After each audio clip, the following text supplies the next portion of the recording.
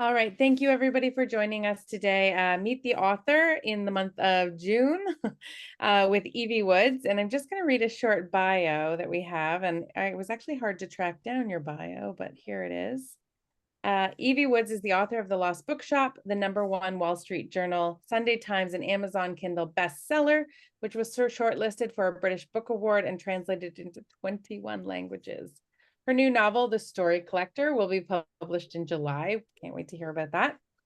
Evie lives on the west coast of Ireland, where she escapes the inclement weather by writing stories that push the boundaries between what is real and what we wish were so, drawing inspiration from the unseen forces that shape our lives and the healing power of storytelling. She invites the reader to embrace the magic that exists in our ordinary lives.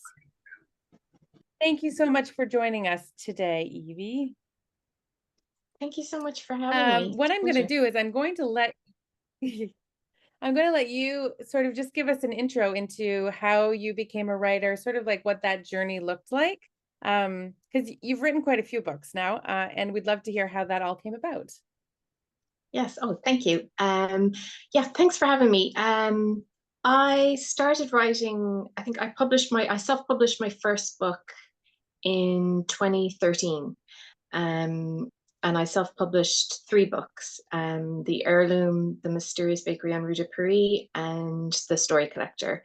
And since I've signed with One More Chapter, they're part of HarperCollins. They're going to republish my entire backlist, which is very exciting for me. Because obviously I love those stories and I'm just so happy about them reaching a wider audience now. So yeah, I began writing in Canada, in Montreal. I lived there for a few years and I loved it there, but I was very homesick. And I spent a lot of time in the library reading Maeve Binchy novels. And I kind of thought to myself, when you read Maeve Binchy novels and Marion Keyes, you kind of think, oh my God, I could totally do this. So I came home and I'm like, yeah, I'm gonna do this. And I wrote about 3 chapters and I was like, wow, this is not it's not as simple as you think. But I don't know, I just felt I had the bug at that point and it caught up with me again. A good few years later when I came back to Ireland, I just thought, yeah, I really want to do this properly this time. So Did you go down a traditional route? Like, did you go to college and or did you study writing, or what did that look like? no, yeah, I went to college. I studied marketing. Mhm. Um, so I didn't really do like creative writing or anything. And when I went to Canada, I was just working kind of in admin and stuff like that, like just office jobs basically. Um, so yeah, it was probably in my kind of late 20s when I realized that I didn't enjoy any of those jobs. And that was just not what I wanted to be doing with my life. But also at the same time, becoming a writer is sort of like you may as well say you're becoming an astronaut or something because you think, well, I didn't know any writers, I didn't know anybody in the industry or anything. So it was really just sort of, yeah, a wild card thing to do, but it's paid off. So, Well, I'm glad it's worked out. yeah. Ladies, if anybody has any questions that you would like to ask live, we always really encourage that. But you're also welcome to just pop them in the chat window and I will find it somewhere here. And I will make sure that I ask Evie those questions that come up. I got such a slew of questions emailed to me, which was they were all really specific to the plot. So we'll definitely get to those. Okay. What I wanted to know, so it's funny because you were talking about Marion Keyes and then you sat down and you wrote like the first 3 chapters and it was really tricky. And what I was playing on in my mind is like, you haven't chosen an easy genre. Like you're mixing magical realism with historical fiction. And like I feel like there's easier stories to write. So can you talk about how you chose the genre? And are the previous books you wrote also of that genre? Yeah, it's not easy. I don't know why I do it. But I think the first book that I read that sort of got me into that genre was Kate Moss' Labyrinth. Okay. And when I read that, it's just like something just lit up for me. I thought this is what I want to be doing. I loved that juxtaposition of the contemporary story with the historical, and I just got really fanatic about that because I was kind of like, why would you just have a book with like one timeline when you can have both? It just makes it more, I don't know, it's just like there's more going on, which is super enjoyable to read, but it's like really tricky to write. So yeah, sometimes I am like, why did I do that? But I'm joking. That's what I love doing. I love matching up the past and the present. And then of course magical realism. I just adore anything with magical realism in it. Chocolat by Joanne Harris is probably one of my favorite books. And I love when things aren't really what they seem and that there's something magical going on in the background. I don't know, that just really speaks to me. So I love that genre. And yes, my very first book was a dual timeline as well. Um, Kind of a bit like Outlander kind of vibes. And then the second one, The Mysterious Bakery, has more kind of magical realism. There's less history in that one because I think I just wanted to give myself a break after the first book. And The Story Collector is dual timeline as well. Amazing. I've I've never, every time we read anything that's dual timeline, we always have such great feedback. And I should have said at the beginning, everybody loved your book reviews. Sorry, Most of the you're book breaking clubs up a are little bit. starting now, and they sorry, I don't know. It says my connection is unstable. Let's see if that's Oh, any better. okay. I thought maybe Can it you was hear me. me now? Okay, yeah, you're back.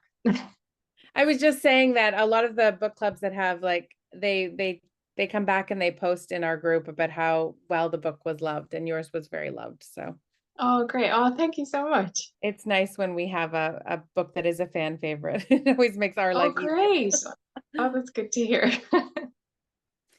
Um, so okay, well, so I think you talked about this a little bit, but one of the questions that I got, and I just want to make sure I give it its proper due.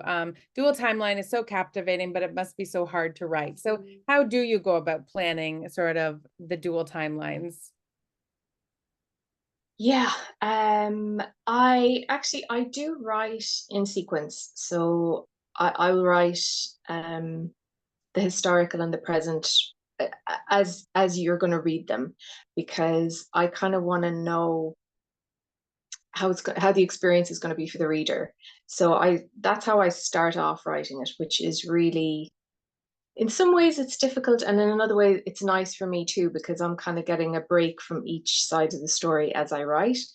But then after the first draft, I take the two stories apart and I just work on them individually then, and then kind of mash them back together. So it's even more fun. But I think like that's the difficulty with dual timelines is trying to give as much weight to both stories. So that's what I'm always working to do to make sure there's enough going on in both timelines. And do you know from the very beginning how the people like how the people will be like how they will be related? Well, not related, but like how they tie together, I guess is what I'm trying to say. Yeah, I have like a rough idea. It's like I have a rough idea of the plot as well. I more or less know what I want to happen.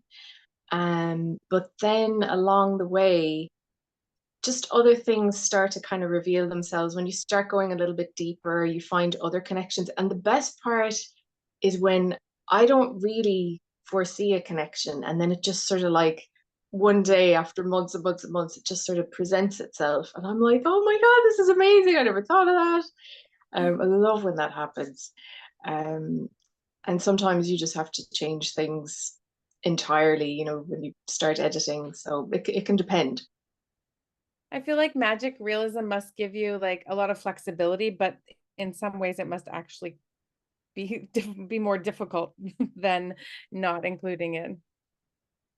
Yeah, it's again, it's another fine line because I'm always saying to my editor, I don't want to like hit people over the head with it. I don't want to be like, and then the magic, it's like kind of have to, with magical realism, it's sort of, it's there, but it's not like in your face. Mm. Um, so yeah, while I love that aspect, yeah, I have to be very careful with it as well. But I can't imagine writing a novel without magical realism. I just love it. Yeah. All right, we do have a question from the audience. Did you live in Paris and work in Shakespeare and Company in the past? And are you part of a writers community in Dublin? And do you also write with other writers? Okay, no, but that would be my dream if I'd lived in Paris and worked in Shakespeare and Company. God, yeah, no. I lived in Toulouse for a year in South France. I did a year in college over there. I did an Erasmus exchange program when I was like about 20, I think. So that was my experience in France. Um, and the other question, do I write in a writers group? No, I am such a lone wolf. I wish I could write in a writers group because it would probably be a little less isolating, but I'm very, how would I say? Yeah, I just couldn't. Like I say, I'm just a lone wolf. Um, and I can't remember what the other question was. It was pretty much, are you part of a writers community in Dublin? Okay. No, but online I have some good writer friends online, so that probably suits me better. So I can just kind of like share things and ask questions and stuff, like just private message people and stuff, from all around the country and in the UK as well. I feel like writers always stick together. Yeah. It's good because the things that you're going through that only a writer can understand. Like actually, gosh, I'm gonna go back on myself now. I sound like a liar. I am a part of Dream Author Coaching with Sophie Hannah. Mhm. She's a crime writer in the UK. She runs it's like a coaching program for authors, and I've been a part of that for 2 years, but it's all online. So sorry, that's why I'm like, no, I'm not in a writing group, but I am. But it's all online. But that's really, really good because this it's like this group, there's authors from all over the world, and they're all kind of, it's almost like an agony aunt. They like write in with their problems and things they're going through with their agent and stuff, so you learn kind of from their experiences, little things. So I find that super helpful. Yeah. Thank you for the great questions. The other questions I received, okay, so we're getting right into the plot here. Who really was Madame Bowden? Or what did she represent? Was she a guardian angel? Okay, that is the question I always, always, always get asked, and I get such a kick out of it because I purposefully left it a bit open to interpretation, and I never do that. I always like, tie everything up, but I just thought, oh, would it be so cool if I just don't tell the reader what to think for this one thing and just let them, and for some people love that and some people do not. And have told me, but I like it. um but yeah, she, for me anyways, is the kind of embodiment of the bookshop. Mm. So when she disappears, or rather when the shop reappears, she disappears. So for me, she was kind of like the human embodiment of the bookshop. And I suppose in that sense, she was kind of like a guardian angel, or kind of almost like a Mary Poppins type figure. When you Yeah. don't need her anymore, she's gone. So yeah. Right here. More questions. Were Lyndon, Armand, and Ravel working together? If so, how did they connect?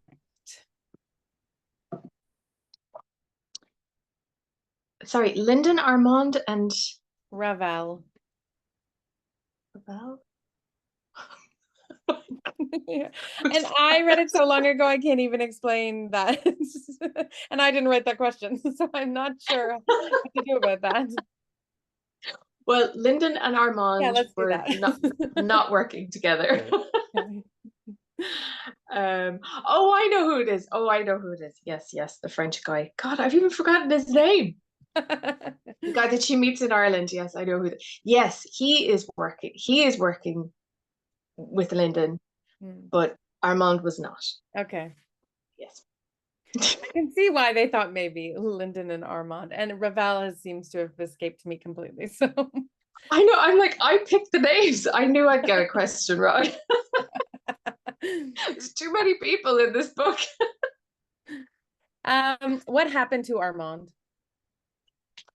What happened to Armand? Well, I guess we'll never know. He just kind of leaves the scene, and I think I kind of imagined that he, yeah, maybe got killed in the war or something, but we never really know. It's true. This is my question. I loved the Bronte sister connection. Was any of that true that there's like a missing manuscript, or I didn't go down the rabbit hole Googling it?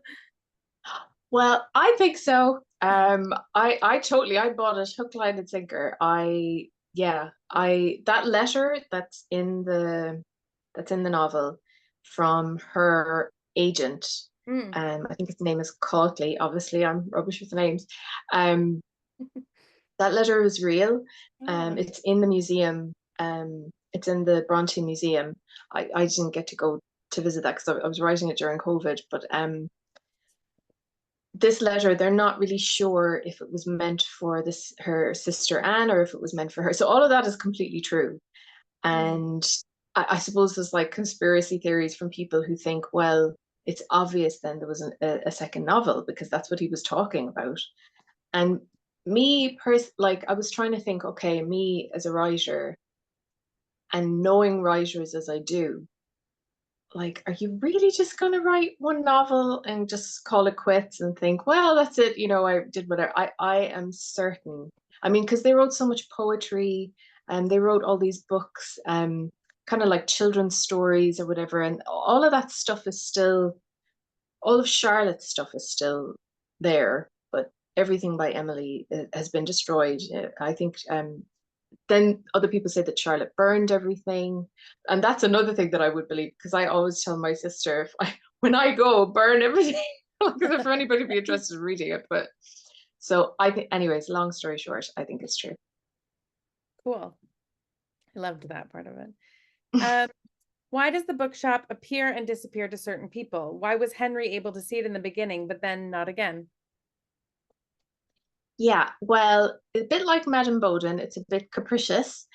And I think especially for Henry and Martha, it was almost like because she ended up being the custodian of the shop, it's almost like the shop knew that these were the two people that were meant to take over the reins of the shop. So these were the two people that it was going to appear to, or, at least in Madame Bowden's form, she was appearing to Martha. So that's kind of the idea behind that like only the people who were supposed to find it. Because, yeah, I'll leave it at that. There's something else. Yeah. Your book is weaves in beautifully other books. Why did you decide to do that? And I mean, we've read a lot of books that have done that. You've done it very, very well and very enjoyably, I have to say. Why did you Oh, good. decide to do it like that? Well, it was when I decided to write about a rare book dealer, an antique book dealer. I I thought, well, I have to learn all about that. I have to basically become a rare book dealer in my imagination. So I did so much research on that.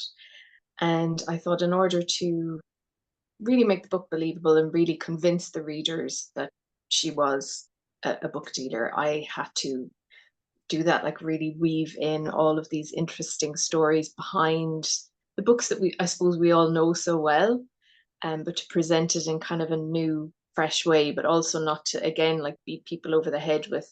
And guess what else I learned about this book? You don't want to, what is that thing, like info dump on people? Like, look at all the research I did. Um, So, but it was so much fun for me. I just loved discovering all these little tidbits, behind the authors and behind the stories.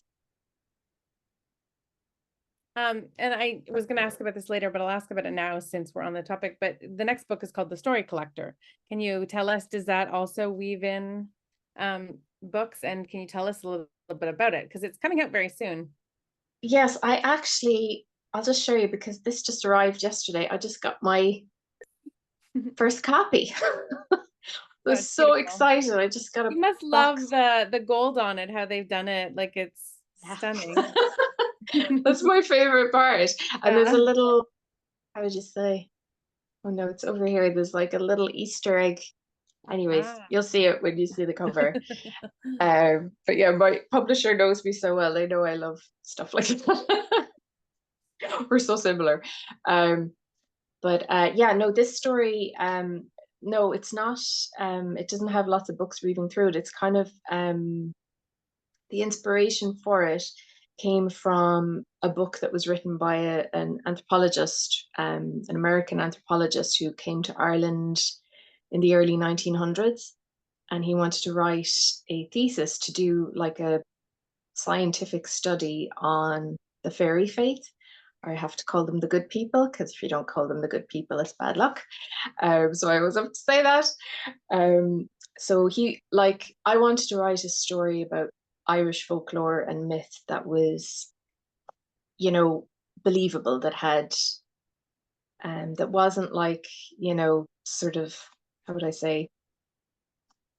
Basically, I wanted to write a story that did justice to my culture and to our beliefs, our ancient beliefs. And when I found this book by this guy, I couldn't believe that somebody even back then had taken this subject matter so seriously that he did it as part of his thesis. I think he went to Oxford University. And I was like, wow, I really have to look into that. So that's kind of, it's sort of based on his studies and his findings, and then I've sort of weaved a story around that. So I can't wait for everybody to read it. I'm very excited about it. Is there any like publicity or are you going anywhere to promote it? Not as yet. To be honest with you, I this whole year has just been so crazy. I like honestly, I couldn't have anticipated how successful, I suppose, the Lost Bookshop was going to be. And That's so nice. this whole year really has been kind of me trying to come to terms with it and then also just, publicizing that. So this has come around so fast. It's like my head's still spinning. I can hardly believe I actually have another book coming out because I'm still kind of back with the Lost Bookshop because I suppose it only came out in paperback in the US in November, I think, November last year. But here it was out in June last year. But like it's just been like when I think, anyways, I'm drifting off into this year has just been, yeah, really a huge change in my life. Amazing. Well deserved. You're certainly Oh, thank you. very, very, you're an incredible writer. So Thank you. I got Thank you so much. some questions from Yunjin. So I hope I said your name wrong. Um, when you're writing, do you have your audience in mind? Is it important to have audience in mind when writing a fiction? Yes, I think so. I was writing for an interview there just today, and I was saying like that I write for like self-expression first and foremost, but really the most important thing to me is connecting with the reader. And while I've been, like I said, I started writing probably about 10 years ago and self-publishing. And through those books, I've really learned um, just better ways to connect with the reader and to really bring the reader into the story. Because I think as writers, a lot of the time, and I think a lot of editors would say this, the story is up here. It's the challenge is translating that onto the page in a way that you're communicating everything that you really want to say to the reader. So you're really bringing them along with you. So yeah, it's very important to me. And I do always have the reader in mind. Yeah. Because I'm a reader. She also asks, is your Irish identity important to you as a writer? And is it an advantage to have a clear national identity as a writer? Um, I don't know if it's an advantage. I couldn't speak for other people, but for me, it is really important. I mean, it's part of everything that I do. It really, I suppose with this next book that becomes really obvious in the Story Collector, because I feel like I grew up in a land of storytelling, and so it really feeds into the way that I write and the style that I write in. Yeah, it's really important to me. And her last question is, what is your advice to aspiring writers who haven't finished their first draft of their book yet? Keep going. Yeah, oh, just that my main advice would be keep going, don't give up. Because and don't expect your first draft to be any good. And allow yourself the space to have a messy first draft, and you'll come back to it and it'll be amazing. But my main thing would be, you know, don't give up on your writing, don't give up on yourself, because there were so many times throughout these 10 years where I could have given up. There was a lot of rejections, a lot of, yeah, big long sob stories I won't go into, but if I had given up, then I wouldn't have got here. So I just stick with it. It's so rewarding. That's nice. We have some fun little questions just to end our interview. Okay.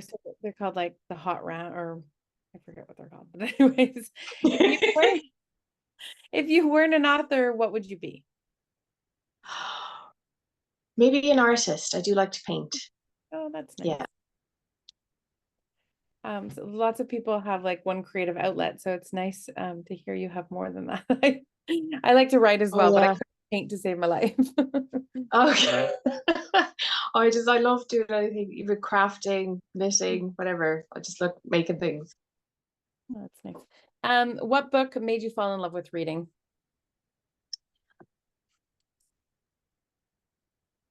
Like the very first book that I can remember. Yeah. And I always refer to it because it's like magical realism. The Elves and the Shoemaker. Do you know Okay. that? Yeah. Just love that book. Is it a Christmas book?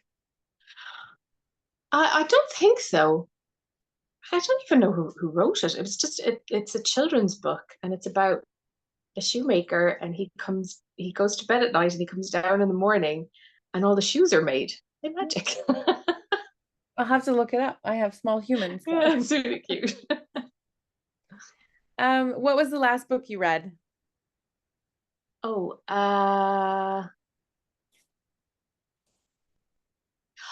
oh, it's a nonfiction book. Somebody sent it to me actually. What was it called? Finding My Wild, and it's about her life. Yeah, so it's interesting. I read a lot of nonfiction. Yeah. Yeah. That was one of my questions actually. Do you read like only magic or fantasy, or do you like stay in that niche, or do you read everything? No, yeah, I kind of read a bit of everything. But I am reading a lot of nonfiction at the moment. And when I'm writing, I just tend to read not nonfiction mostly. Yeah. Hmm. Yeah. Uh, and do you have a favorite bookstore? Is the last question we have. Favorite bookstore in Galway would be Charlie Burns. It's just a really nice uh, kind of old-fashioned bookshop. It's really cute. Yeah. Very good. All right, everybody, thank you for joining us today and asking some questions. And thank you so much, Evie, for joining us. And Thank you. can't wait for your next book. We're very happy to promote that for you. So Oh, hopefully thank you so we'll be much. reading something you've written again very soon. I hope so. Thank you so much for having me. It's been an absolute pleasure. Awesome. Take care. Thank you. Bye.